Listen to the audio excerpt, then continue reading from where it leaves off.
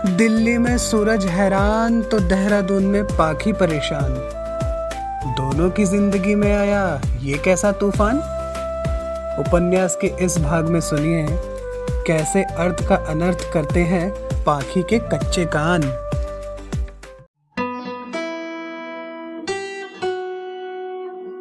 Can I hold your hand, एक खूबसूरत एहसास। कोमल अग्रवाल की कलम से निकला उपन्यास।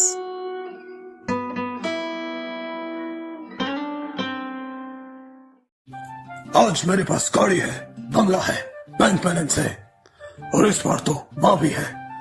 तुम्हारे पास क्या है?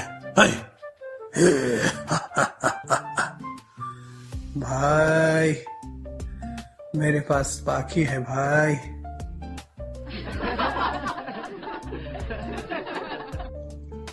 अरे अरे हंसिए मत, यही कहा है सूरज ने अपने बड़े भाई नीरज से पिछले भाग में। अरे लेकिन आपको कैसे पता होगा, आपने तो सुना ही नहीं है। तो जल्दी से जाकर सुनिए पिछला भाग और मैं सुनाती हूँ भाग 132। ची ची करती कोई चीज सूरज की कार के सामने अचानक आई तो उसने जल्दी से ब्रेक लगाए। किसी नन्हे जानवर की आवाज पहचान वह कार से नीचे उतरा। जंगल के इस आखिरी छोर पर कार की रोशनी में उसने देखा एक नन्हा सा खरगोश उसकी गाड़ी के नीचे आते आते बचा था। थैंक गॉड, अगर ये कार से टकरा जाता तो उफ। वह खरगोश वहीं सहमा हुआ बैठ गया था। सूरज ने अपने आसपास देखा, उसके कोई संगी साथी नहीं थे। रात के इस वक्त खरगोश की करुण पुकार उसे लुभा भी रही थी और उसे छोड़कर न जाने को भी कह रही थी। वह खरगोश को सामने से भगाने लगा, पर वह उछलकर उसकी कार की बोनेट पर जा बैठा। सूरज ने उसे डराया। अब क्या था, वह उछलकर उसके कंधे पर चढ़ गया। सूरज को तो गुदगुदी सी होने लगी। उसने प्यार से उसे थामा और पुचकारने लगा। खरगोश को लेकर वह अपनी कार में आया और उसे कुछ खिलाने का सामान ढूंढने लगा। तभी उसे याद आया कि उसने पंकज और मुन्नू के लिए सुबह कुछ चॉकलेट्स खरीदी थी। उसमें से एक निकालकर वह खरगोश को खिलाने लगा। इसी दौरान दोनों की दोस्ती हो गई। वह उछलकर उसकी गोद में आ बैठा। पाखी उसे देखेगी तो बड़ी खुश होगी, सोचते हुए उसने अपनी बगल वाली सीट पर खरगोश को बिठा दिया और गाड़ी स्टार्ट की। मार्ग पर खरगोश धमा चौकड़ी मचाता रहा। कभी वह पिछली सीट पर कूद जाता तो कभी नीचे छिप जाता। सूरज मुस्कुराता हुआ गाड़ी में चल रहे उसके खेल को एंजॉय कर रहा था। अब उसका तनाव दूर हो गया था। घड़ी का कांटा 11 बजा रहा था। सब सो गए थे, मगर पाखी थी कि उसे न नींद आ रही थी न ही चैन मिल रहा था। सूरज के बिना हर लम्हा जैसे मौन हो गया था उसके लिए। उसका दम घुटने लगा था अकेले। वह दरवाजा खोलकर बाहर आई और बालकनी की तरफ बढ़ी। इस जगह से कितनी खूबसूरत बातें जुड़ी है ना, वह खुद से बोली और सूरज का गाया गीत गुनगुनाने लगी।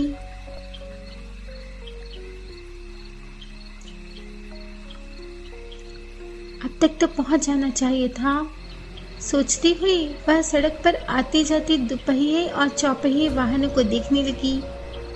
इक्की दुक्की गाड़ियां आ जा रही थी। स्ट्रीट लाइट के प्रकाश में वह एक एक गाड़ी को पहचानने की कोशिश करने लगी, पर गाड़ियां आती और निकल जाती। तभी उसके दिल को चैन पहुंचाने वाली गाड़ी का शब्द हुआ। शायद वही है, कहती हुई वह बालकनी से झांकने लगी। कार ठीक उसी जगह आकर रुकी जहां उसे रुकने का अभ्यास था। सूरज ही था जो दरवाजा खोलकर बाहर आ गया था। बालकनी में प्रकाश देखकर उसकी नजरें ऊपर की ओर उठी और उसके चेहरे पर एक हल्की सी मुस्कुराहट तैर गई। पाखी, लगता है इंतजार कर रही है मीरा। दोनों ने एक दूसरे को देखा तो दोनों के दिल धड़क उठे। दूरियों ने प्यार को और बढ़ा दिया था, कई गुना ज्यादा। पाखी नीचे जाने वाली सीढ़ियों की तरफ लपकी। सूरज भी तब तक नन्ही खरगोश को कार से निकाल लाया था और अब दरवाजे की तरफ बढ़ चला था। जैसे ही वह दरवाजे पर पहुंचा, वह खुल गया। पाखी उसके सामने खड़ी थी। दोनों की नजरें मिली और प्यार ने प्यार को देखा। दोनों चुप थे, मगर खरगोश ची ची करने लगा। ये? पाखी ने आश्चर्य से पूछा। ये तुम्हारे लिए है। सूरज अपने जूते उतारते हुए बोला। खरगोश उछलकर जल्दी से सोफे पर बैठ गया। पाखी उसके पास गई तो वह झट सूरज के पास आ गया। हाउ क्यूट, वह बोली। कौन, मैं? सूरज ने जानबूझकर उसे छेड़ा। तुम और क्यूट। पाखी को याद आ गया कि वह सूरज से नाराज है और उससे बात नहीं करने वाली थी। मैं तुमसे नहीं बोल रही, इससे बोल रही हूँ। वह खरगोश को लेने के लिए सूरज के पास आई तो वह उसके कंधे पर चढ़ गया। दो नाव से, वह बोली। पहले इधर आओ मेरे पास। सूरज ने मौका दिखा और बोला। नहीं चाहिए, जाओ। कहते हुए पाखी सीढ़ियों की तरफ गई। सूरज भी उसके पीछे गया। तभी पाखी को कुछ याद आया और वह पलटी। खाना खाया तुमने? उसने थोड़े रूखे से स्वर में पूछा। उसका ऐसा लहजा देखकर सूरज को गुस्सा आ गया। नहीं खाना मुझे। क्यों नहीं खाना?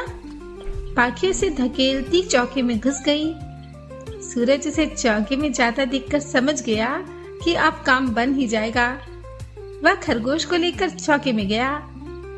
इसे भूख लगी है। इसी के खाने का प्रबंध कर रही हूँ। देख नहीं रहे? पाखी ने सब्जी गर्म रखते हुए कहा। ये तो बड़े खरगोश के लिए है। सूरज शरारती अंदाज में मुस्कुराया। खरगोश कूदकर सब्जियों की टोकरी के पास जा पहुंचा था। बड़े स्मार्ट भाई। गाजर खाता हुआ वह भी सर हिलाने लगा। पाखी को हंसी आ गई, पर वह बोली कुछ नहीं। बात नहीं करोगी? सूरज ने पूछा। वह चुप रही। नाराज हो? वह तब भी चुप रही और रोटियां बनाने लगी। जाओ हाथ मुंह धो लो, उसने आदेशात्मक लहजे में कहा। जो आ गया मैडम। सूरज मुस्कुराता हुआ बाहर चला गया। डाइनिंग टेबल पर बैठा खरगोश मजे से गाजरें खा रहा था।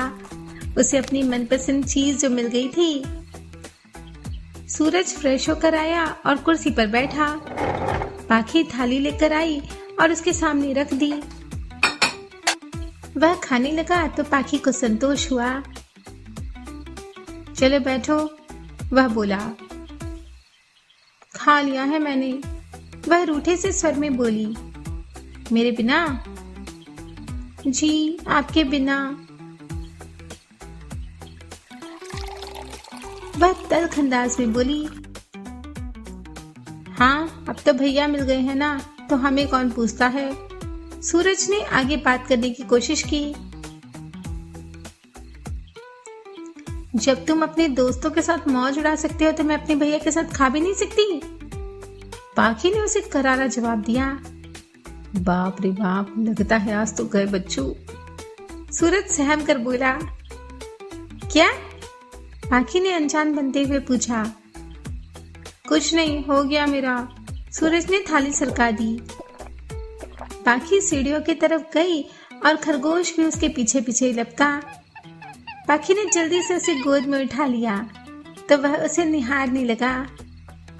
लगता है इसे भी तुमसे प्यार हो गया है, सूरज बोला। अब जाकर वह मुस्कुराई तो उसे चैन मिला।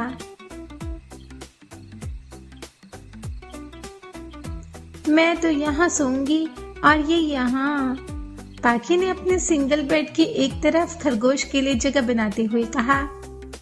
तो मैं कहाँ सोऊंगा? सूरज ने आंखें बड़ी कर पूछा। तुम कालीन पर सो जाओ, देखो कितना सॉफ्ट है, पाखी ने चिढ़ते हुए कहा। पति की जगह खरगोश को सुलाओगी तो बहुत पछताओगी। सूरज की बात सुन पाखी तैश में आई। पछताओगे तो तुम, जो मुझे छोड़कर किसी लड़की से इश्क लड़ाओगे। सूरज उसकी बात सुनकर चौंका। इश्क? किसी और लड़की से? क्या पागल हो गई हो? शादीशुदा हूं मैं। अच्छा, ये ख्याल तब नहीं आया था जब नशे में उसका नाम ले रहे थे। पाखी आग बबूला होती हुई बोली, तुम पागल हो गई हो या किसी ने तुम्हें भड़का दिया है मेरे खिलाफ?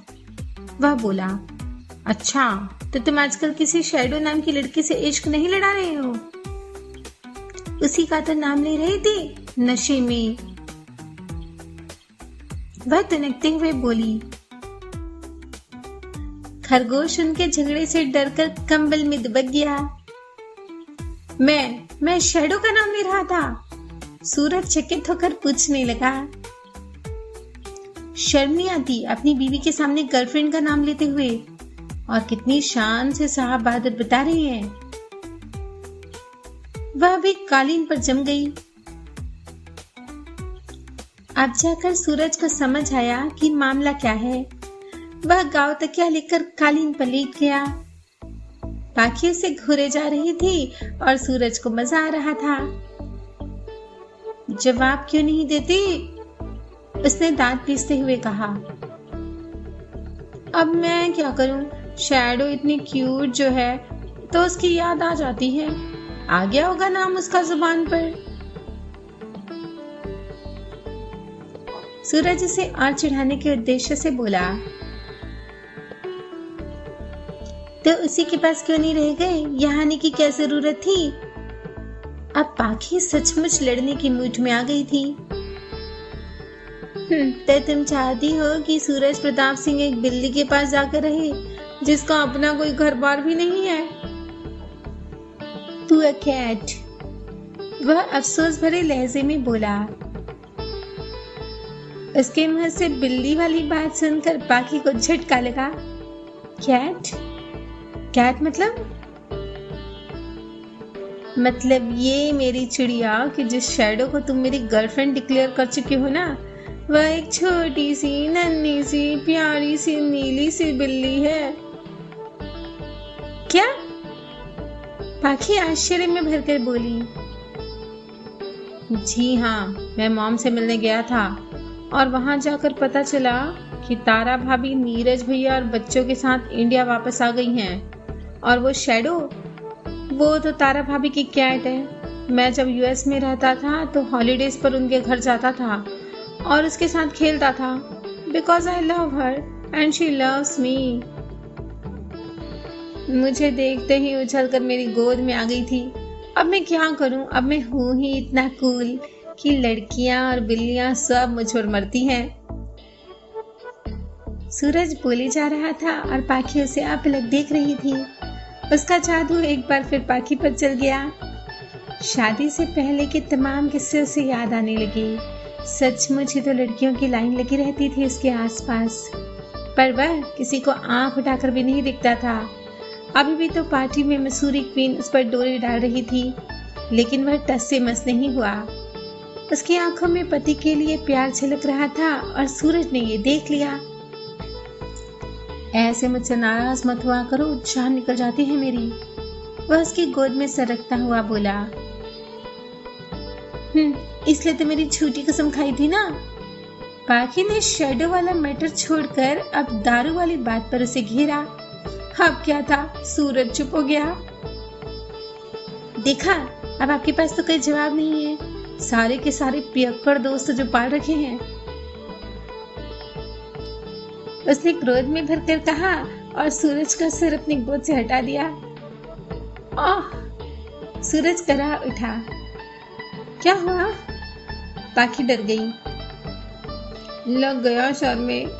उसने अपने सर को सहलाते हुए जानबूझकर झूठ कहा। दिखाओ, ज्यादा लगी है क्या? पाखी ने उसे फिर से पास बुलाया। सूरज ने वापस सर को गोद में रख दिया तो वह देखने लगी, पर उसे कहीं चोट लगने जैसा लगा नहीं। कहाँ लगी है? पाखी ने पूछा। यहाँ मेरी जान। सूरज ने उसका हाथ अपने सीने पर रखा। देखो कैसे बुरी तरह धड़क रहा है और पाखी पाखी बोल रहा है। उसकी इस हरकत पर पाखी को गुस्सा भी आ रहा था और प्यार भी, मगर उसकी शराब पीने वाली बात से वो अभी तक रूठी हुई थी। मुझे बेवकूफ समझ रखा है ना? जाओ उधर, मुझे नींद आ रही है। कहते हुए वह कालीन पर ही मुंह फेर कर सो गई। अब यकीन नहीं है मुझ पर तो ठीक है, मैं भी कोई सफाई नहीं दूंगा, सूरज ने नाराज होकर कहा। पाखी ने उसकी बात सुनी और उसका दिल तेजी से धड़का। वह पलटी, मगर सूरज तब तक दूसरी तरफ मुंह फेर कर सो गया।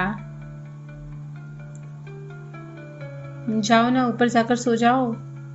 वह उसे उठाने लगी। मुझे तंग मत करो, नींद आ रही है मुझे। तो सो जाओ, गुड नाइट। वह भी मुंह फेर कर सो गई। दोनों की आंखों में मगर नींद का नामो निशान नहीं था।